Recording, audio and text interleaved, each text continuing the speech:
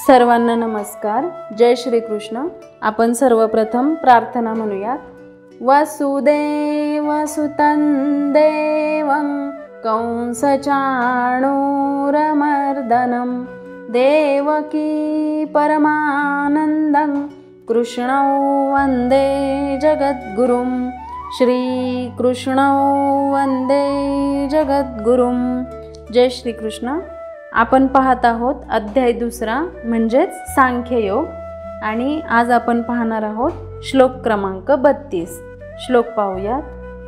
यदृच्छया चोपपन्नं स्वर्गद्वारमपावृतं सुखिनः क्षत्रियाः पार्थ लभन्ते युद्धमीदृशम्. लभन्ते युद्धमीदृशम. श्लोकाचा अर्थ पाहूयात. यदृच्छया म्हणजे सहजगत्या, च म्हणजे सुद्धा, उपपन्नम म्हणजे प्राप्त झालेले, स्वर्ग म्हणजे स्वर्गाचे, द्वारम म्हणजे द्वार, अपावृतम म्हणजे पूर्ण उघडलेले, सुखिनः म्हणजे अत्यंत सुखी, क्षत्रियः म्हणजे राजवंशातील लोकांना, पार्थ म्हणजे हे पार्थ किंवा पृथापुत्र, लभन्ते म्हणजे निश्चित प्राप्त होते, युद्धम म्हणजे युद्ध, ईदृशम म्हणजे यासारखे. आणि या श्लोकाचा संपूर्ण अर्थ असा आहे, हे पार्थ, ज्या क्षत्रियांना अशा युद्धाची संधी प्रयत्न न करताही येते ते खरोखरच सुखी आहेत, कारण या संधीमुळे त्यांच्यासाठी स्वर्गाची द्वारे सताड उघडी होतात. आता आपण हा श्लोक थोडा समजून घेऊयात.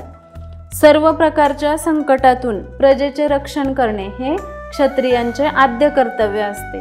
तसेच कायदा आणि सुव्यवस्था राखण्यासाठी योग्य ठिकाणी हिंसेचा वापरही करावा लागतो. परंतु पहिल्या अध्यायात अर्जुन म्हणतो की मला या युद्धापासून कल्याणकारक असे काहीच दिसत नाही, यामुळे नरकवासच भोगावा लागेल. परंतु अर्जुनाचे हे विधान त्याच्या अज्ञानामुळे होते, हे भगवंतांना त्याच्या लक्षात आणून द्यायचे होते. म्हणून भगवंत पुढे सांगतात की क्षत्रियांसाठी युद्धाचा प्रसंग कधीतरीच येतो, त्यामुळे अशी युद्धाची संधी ज्यांना प्रयत्न न करता येते ते खरोखरच सुखी आहेत, कारण यामुळे त्यांना स्वर्गलोकात उन्नती मिळते.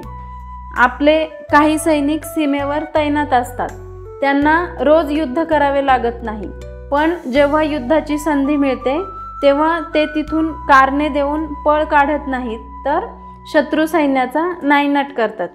काही दिवसांपूर्वी झालेल्या भारत पाक युद्धात देखील आपल्या सैनिकांनी त्यांचे कर्तव्य कर्म निष्ठेने पार पाडले.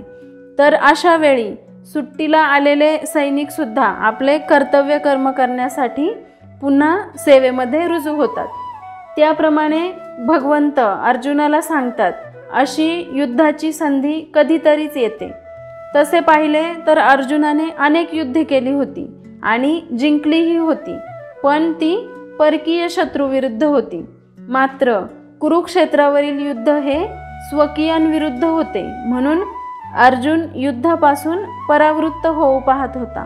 तेव्हा भगवंत अर्जुनाला सांगतात की जर त्याने शत्रूवर विजय प्राप्त केला तर त्याला राज्याचा उपभोग घेता येईल, आणि जर युद्धामध्ये मरण आले तर त्याची स्वर्गलोकाप्रत उन्नती होईल, कारण तेथील द्वारे त्याच्यासाठी सताड उघडी असणार होती. दोन्ही परिस्थितीमध्ये युद्ध करणे त्याच्यासाठी लाभदायकच होते.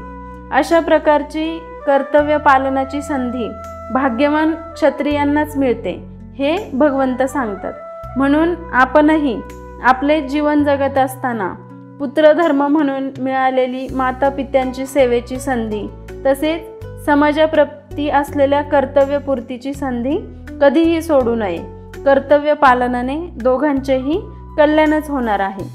थोडक्यात या श्लोकाचा सारांश असा आहे, धर्मयुद्धात लढणे हे क्षत्रियाचे श्रेष्ठतम कर्तव्य आहे. असे युद्ध सहज मिळणे ही भाग्याची गोष्ट आहे, कारण ते थेट स्वर्गद्वारापर्यंत घेऊन जाते. तसेच आधुनिक जीवनातील या श्लोकाचा आपण उपयोग पाहिला तर आयुष्यात काही संधी आपल्याला अनपेक्षितपणे मिळतात. त्या कदाचित कठीण वाटतात, पण त्या आपल्या आत्मिक किंवा नैतिक प्रगतीसाठी उपयुक्त असतात.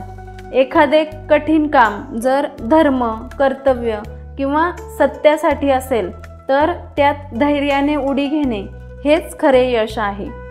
समापन प्रार्थना. योगेशं सच्चिदानन्दौ वासुदेवौ व्रजप्रियं धर्मसंस्थापकौ वीरं कृष्णौ वन्दे जगद्गुरुं. श्रीकृष्णौ वन्दे जगद्गुरुं. श्रीकृष्णार्पणमस्तु. जय श्रीकृष्ण. धन्यवाद.